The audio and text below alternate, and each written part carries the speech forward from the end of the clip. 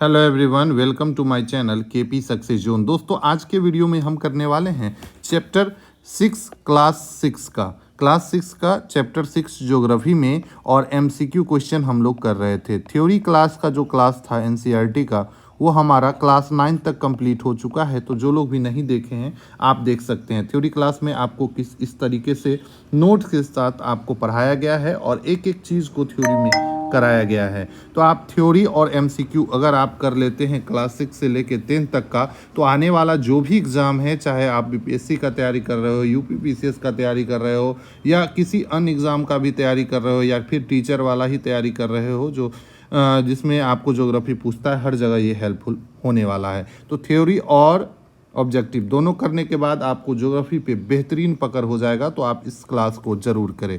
तो चलिए आज के क्लास को शुरू करते हैं। पहला क्वेश्चन है कि जनसंख्या की दृष्टि से भारत का विश्व में कौन सा स्थान है। जनसंख्या की दृष्टि से भारत का विश्व में कौन सा स्थान है, पहला क्वेश्चन है। तो इसमें दोस्तों इसका आंसर हो जाएगा दूसरा। पहले नंबर पर अभी चाइना है, ये नहीं होगा। पहले नंबर पर चाइना है, ठीक है, और दूसरे नंबर पे इंडिया है। क्योंकि वैसे तो इंडिया का जनसंख्या चाइना को पार कर चुका है, आप सभी लोग जानते भी होंगे, लेकिन अभी तक 2011 की जनगणना को ही हम लोग मानकर चल रहे हैं, इसलिए इसका आंसर हम लोग बी ही मारेंगे, ठीक है, दूसरा ही मानेंगे। नया जनगणना जब तक नहीं होता है तब तक ये क्लियर नहीं होगा, ठीक है। चलिए अगला क्वेश्चन है, विश्व में सबसे अधिक जनसंख्या वाला देश अभी आपको बता दिए, तो वो हो जाएगा चाइना, ठीक है। जैसे जैसे नीचे आएंगे क्वेश्चन का लेवल भी बढ़ेगा, तो आप लोग चिंतित ना हो, ठीक है।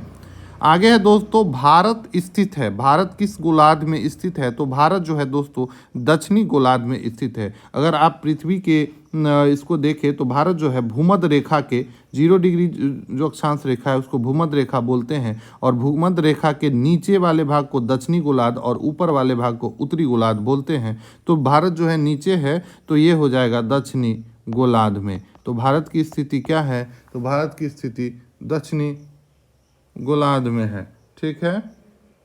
अगला क्वेश्चन पे चलते हैं।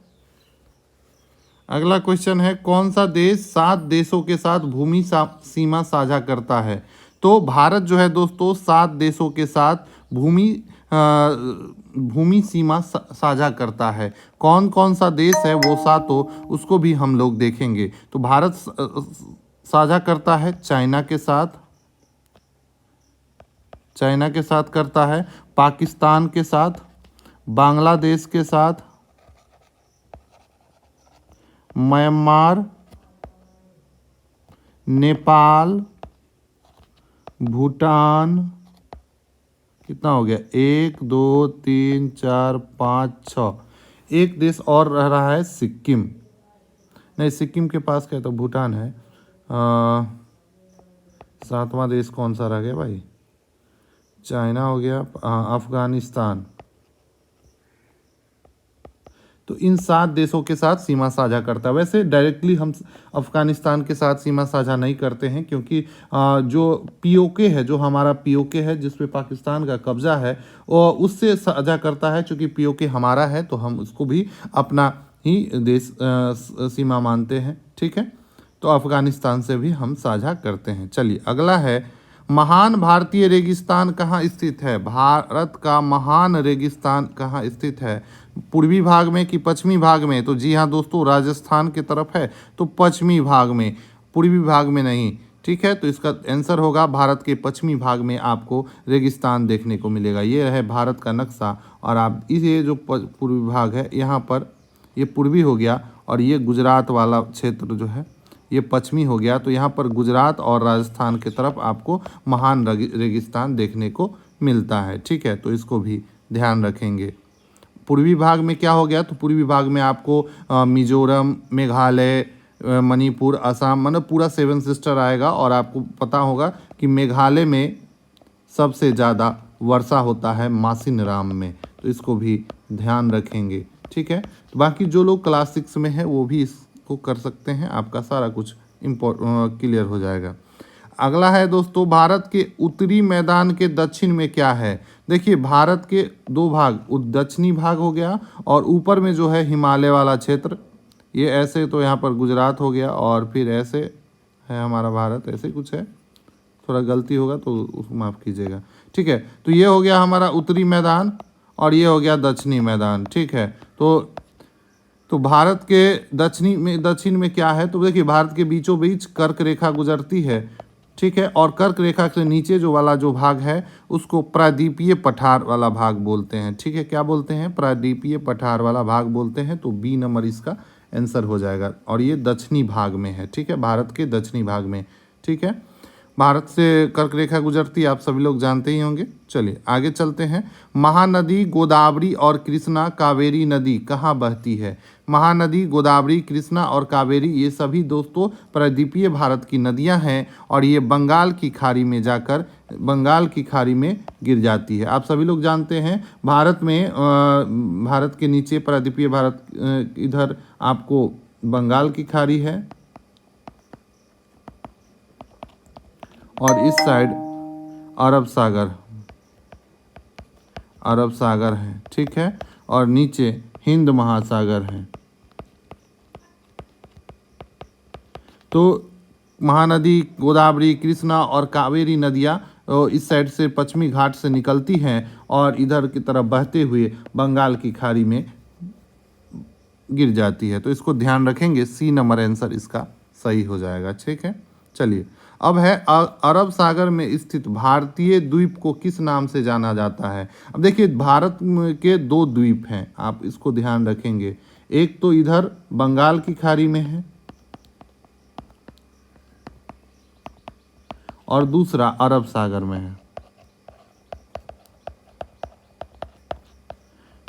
अच्छा, द्वीप किसको बोलते हैं, तो वैसा भूभाग जो चारों तरफ से जल से घिरा हो उसको द्वीप बोलते हैं। ठीक है, तो अरब सागर में जो द्वीप है वो है लक्षद्वीप। क्या है, तो लक्षद्वीप। तो पूछा जाए भारत में लक्षद्वीप जो है कहाँ पर है, तो अरब सागर में है। और बंगाल की खाड़ी में जो है दोस्तों वो है अंडमान निकोबार।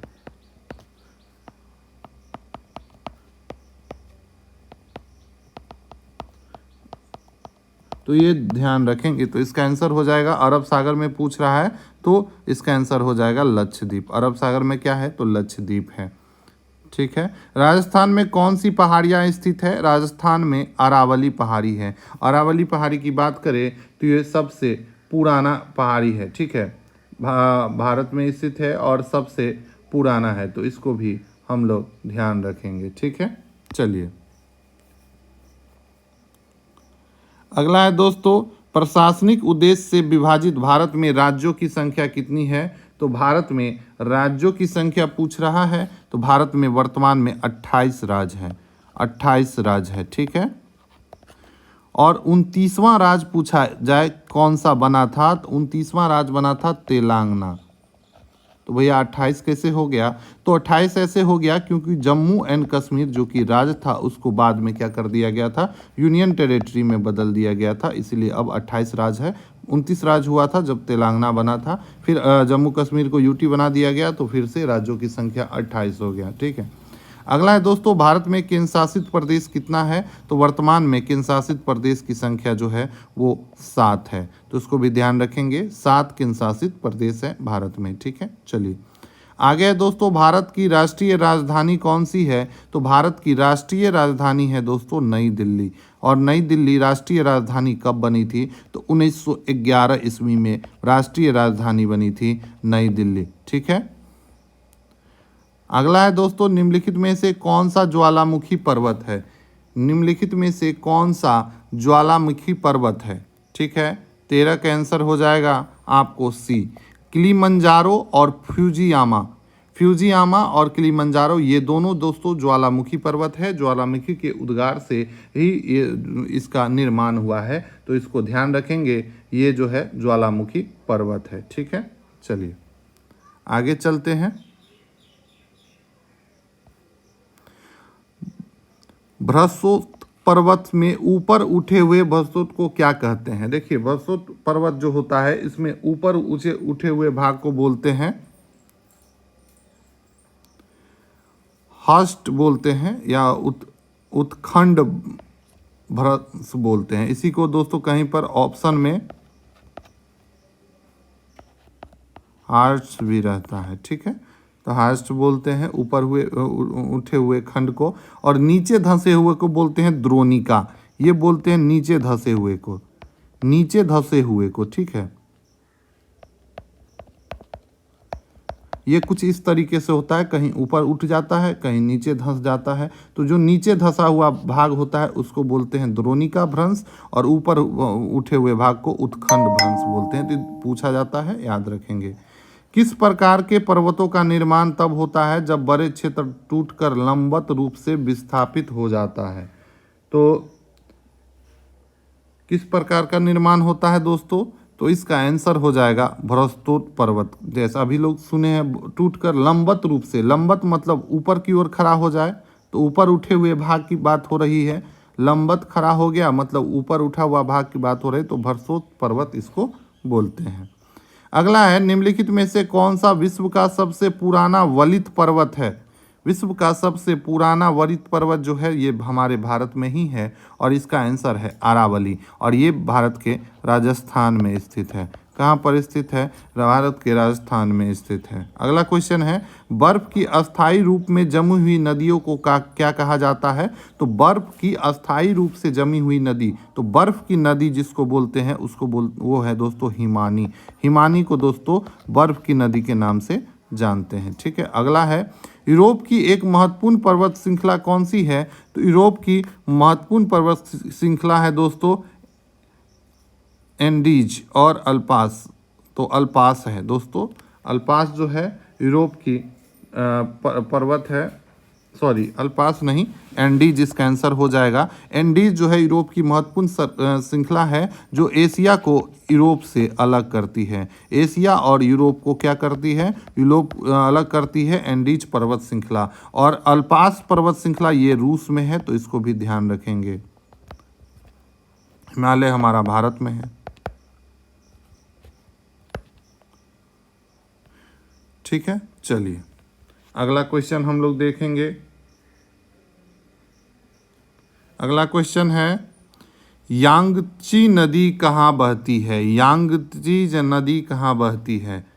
तो इसका आंसर हो जाएगा दोस्तों चीन में। जहाँ भी यांग टांग आए आप मोस्टली चाइना ही मारिएगा, क्योंकि इस तरह के नाम आपको वहीं देखने को मिलता है, ठीक है। अगला है दोस्तों, दक्कन का पठार कहाँ अवस्थित है? दक्कन का पठार जो है दोस्तों भारत में अवस्थित है। कहाँ पर? भारत में। और ये दक्षिणी भाग वाला जो पठारी भाग है इसी को बोलते हैं, भारत का निचला भाग को। अगला है दोस्तों, हिमानी कहाँ पाई जाती है? तो दोस्तों हिमानी बर्फ की नदी को बोलते हैं, और ये पर्वतों पर पाई जाती है, तो इसको भी ध्यान रखेंगे। अगला है, पर्वत पठारों से भिन्न होता है। अब देखिए पर्वत और पठारों में क्या भिन्नता होती है? तो पर्वत और पठारों में ऊंचाई में भी भिन्नता होती है, ठीक है। पर्वत जो होता है वो ऊंचा होता है, और पठार जो होता है थोड़ा नीचे होता है, ठीक है। तो इसको ध्यान रखेंगे, ऊंचाई में भिन्नता होती है पर्वत और पठार में, ठीक है। अगला क्वेश्चन है, प्रायद्वीपीय पठार की अरब सागर में गिरने वाली नदी कौन सी है? तो प्रायद्वीपीय पठार की वैसी नदी जो अरब सागर में गिरती है। तो अभी हम लोग पिछला क्वेश्चन में पढ़े थे बंगाल की खाड़ी में कौन गिर रही है। तो बंगाल की खाड़ी में गिरने वाली नदियां हम लोग देखे थे, कावेरी महानदी सब था। और तापी नदी जो है दोस्तों, तापी नदी आपको गिरती है इधर अरब सागर में। तो इसको ध्यान रखेंगे, अरब सागर में कौन नदी गिरती है? तो तापी। बाकी गोदावरी, कावेरी, महानदी ये सारा आपको बंगाल की खाड़ी में गिरती है, ठीक है। अगला है दोस्तों, सुंदरबन का डेल्टा निम्न नदी के मुहाने पर स्थित है। सुंदरबन का डेल्टा जो है दोस्तों ये गंगा ब्रह्मपुत्र नदी के मुहाने पर स्थित है, और यहाँ पर सुंदरी वृक्ष पाया जाता है जो कि काफ़ी सुंदर होता है, और काफ़ी इसको देखा जाता है यहाँ पर गंगा ब्रह्मपुत्र डेल्टा में, ठीक है। तो इसको भी ध्यान रखेंगे। और बंगाल टाइगर भी यहीं पाया जाता है सुंदरबन में, बंगाल टाइगर भी, ठीक है। तो इसको भी ध्यान रखेंगे। अगला है, बंगाल की खाड़ी में स्थित भारत के द्वीप कौन है? बंगाल की खाड़ी में पूछ रहा है। देखिए ध्यान, आप बताए थे कि बंगाल की खाड़ी में कौन सा है? तो अंडमान निकोबार है, इधर है बंगाल की खाड़ी, और इधर कौन है? तो लक्षद्वीप है, लक्षद्वीप है। तो अंडमान निकोबार द्वीप समूह, इसका आंसर हो जाएगा बी नंबर, ठीक है। चलिए अगला है, समुद्र तल पर भूकंप के कारण किस कारण से उत्पन्न होते हैं? तो समुद्र तल पर भूकंप के उत्पन्न होने का कारण है दोस्तों सुनामी। सुनामी के कारण ही भूकंप उत्पन्न होता है समुद्र के तल पे। ठीक है, अगला क्वेश्चन है भारत का क्षेत्रफल कितना है? तो भारत का क्षेत्रफल है 32.8 लाख वर्ग किलोमीटर। ए नंबर आंसर इसका बिल्कुल सही हो जाएगा। अगला है भारत में कौन सी रेखा मध्य से गुजरती है? तो भारत के बीचों बीच गुजरती है दोस्तों कर्क रेखा। और कर्क रेखा भारत को दो भागों में बांटती है। 33.5 डिग्री कर्क रेखा गुजरती है। इसको भी ध्यान रखेंगे। ठीक है, कर्क रेखा कितने राज्यों से होकर गुजरती है ये भी पूछा जाता है, तो इसको आप ट्रिक से याद रख सकते हैं। मित्र, पर, गमछा, झाड़। मित्र में हो जाएगा मिजोरम, त्रिपुरा, पश्चिम बंगाल,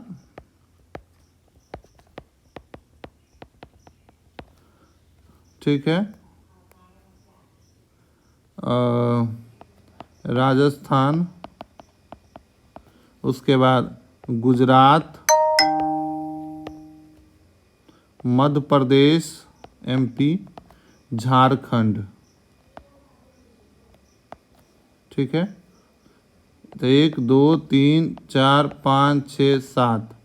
ठीक है, तो इनसे होके गुजरती है कर्क रेखा, तो इसको भी ध्यान रखेंगे। और यूपी से होके भी गुजरता है, तो 8 राज्य हो गया टोटल, तो ध्यान रखेंगे। क्षेत्रफल के दृष्टि से भारत का सबसे बड़ा राज्य कौन सा है? तो क्षेत्रफल के दृष्टि से भारत का सबसे बड़ा राज्य अगर पूछा जाए तो राजस्थान हो जाएगा। सबसे बड़ा राज्य है क्षेत्रफल के दृष्टि से। ठीक है, और यूनियन टेरिटरी पूछे तो लद्दाख हो जाएगा। यूनियन टेरिटरी पूछे तो लद्दाख हो जाएगा, तो इसको भी ध्यान रखेंगे। ठीक है, अगला है दोस्तों, बस इतना ही क्वेश्चन है। 30 क्वेश्चन का ये सीरीज था। तो मिलते हैं अगले क्लास में अगले चैप्टर के साथ, और अगले चैप्टर में हम लोग फिर पढ़ेंगे ऑब्जेक्टिव। थ्योरी क्लास भी आगे पढ़ाया जाएगा, तो आप लोग ज़रूर वीडियो को देखते रहे, और चैनल पे नए हैं तो सब्सक्राइब कर दें। मिलते हैं अगले वीडियो में, धन्यवाद।